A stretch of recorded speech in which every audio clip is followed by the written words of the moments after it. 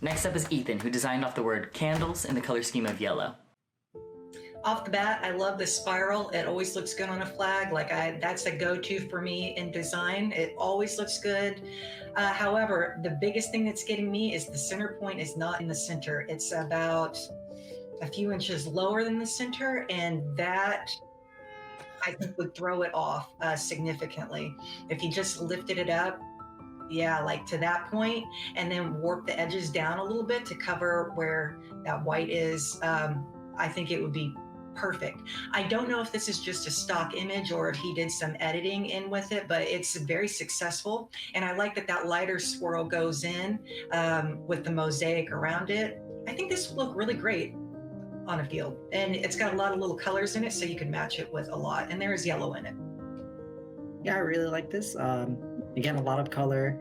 Again, and with that spiral thing too, usually it looks pretty well, but you always have to think like, oh, maybe whenever the flag is spinning from the tab or you're holding it, it'll be pretty clear, but whenever you go from the tab, it'll rotate a little bit differently, and that can throw some viewers off. But this is great. It looks great. A lot of color.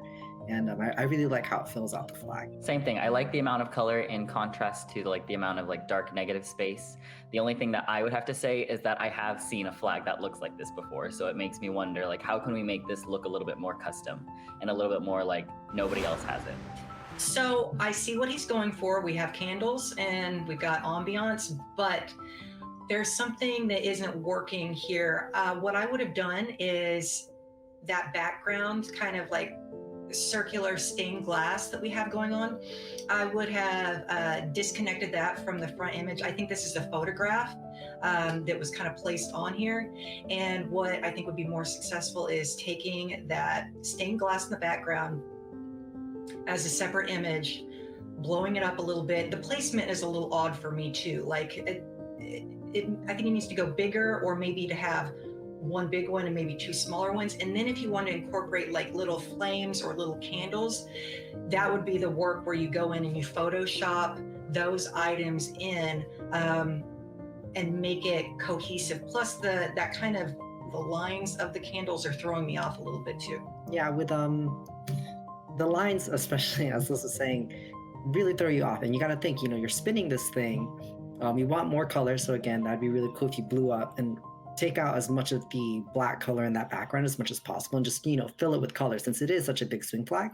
And maybe just having the candles be separate, or just have them being standalone dots rather than in this straight line, because the swing flag will be moving a lot and you want to create some directionality with that. Yeah, one of the biggest things about swing flags and if they work or not is it working with the direction and the shape of the flag. And I think working with curves and arches like this, especially on a big swing flag, you really have to pay a lot of attention when you start to throw straight lines against curves. You have to be really, really careful about how they work together.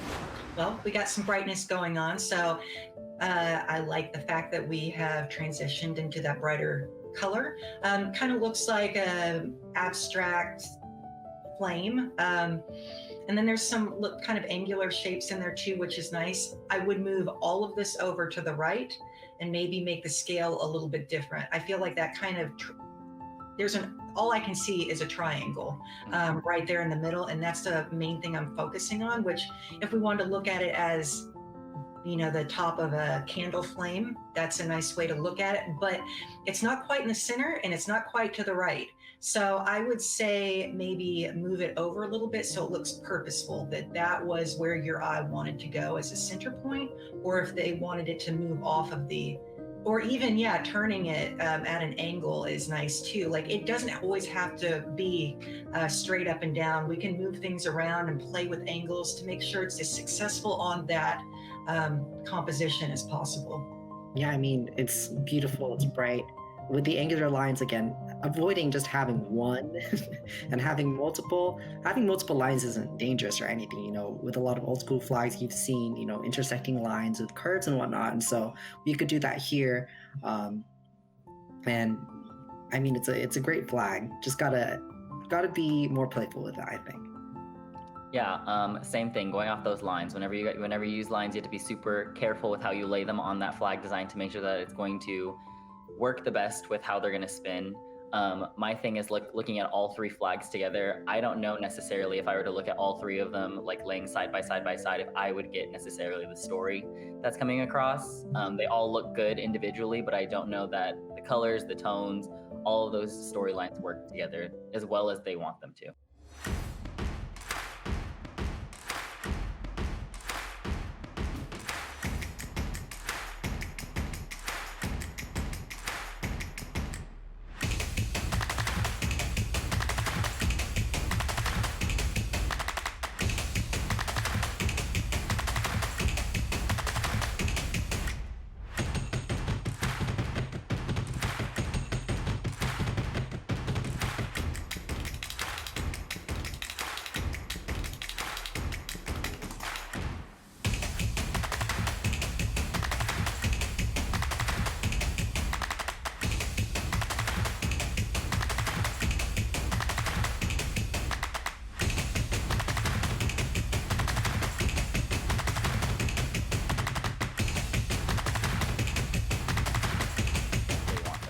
Next up, we have Marissa, who designed off the word city in a metallic color scheme.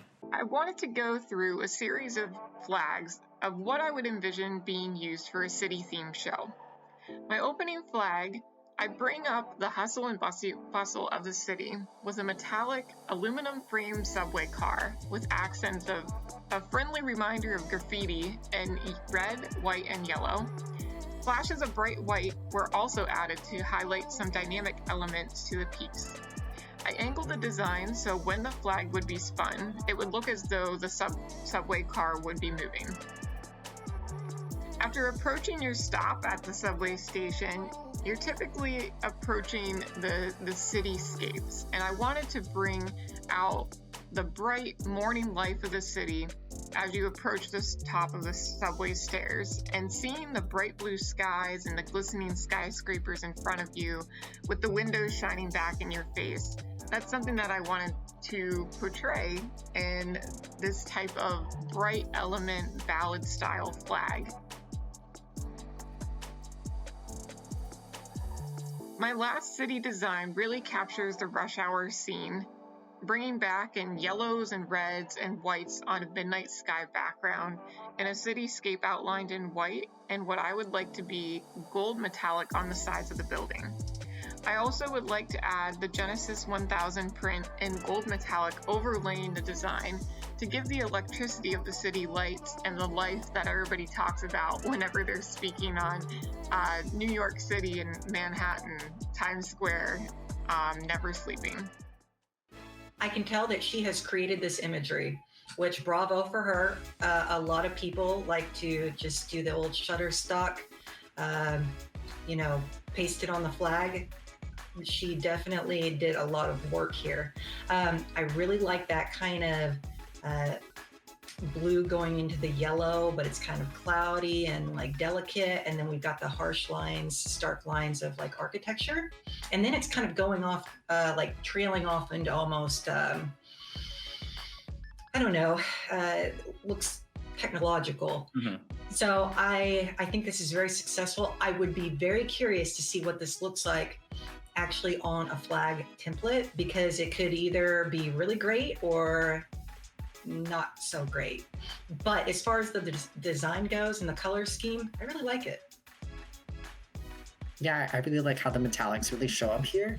I think just maybe having it bigger so you can see more of that, and if maybe the lines were bigger and thicker, we could see more of that color coming through rather than trying to see the metallic thin lines from such a distance. So maybe if they covered the whole flag, that'd be really cool. Yeah, I like the design and the colors as well. I think the one thing that I would like to see, or to see if it would be possible to like kind of make those, how it's transitioning from the buildings into that kind of like binary code, like technological aspect, how that could like fade into each other a little bit more evenly. Well, I like that she used the little points of bokeh, the little flashes of light. That is definitely a way to show that we're going for metallics and shine. What she could do technically, like on those lines, is if she used the bevel and emboss tool, which would, and maybe the satin tool as well, it would make those pieces look very three-dimensional and shiny. Right now, they just look kind of like strips going from dark to light, but this could add dimension to it. The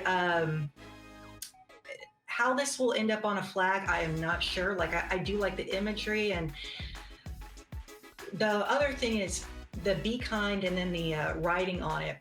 What she needs to do is use an overlay in Photoshop and make this kind of blend into like this subway grading that we've got here. So it doesn't look like it's laid on top as separate graphics, but is actually part of this side of a train, perhaps. Same with the kind of graffiti she made. It needs to go over the bumps a little bit better. But as far as shine and metallics, I definitely see that we have that going on. And I think with this flag, when it comes to writing, usually there's two ways you can go. Either it's super readable and you can see it, sometimes they create a moment where you're holding up the flag, and the rest of the time when they're spinning it, it's not really readable. And that's okay, because we are spinning a flag.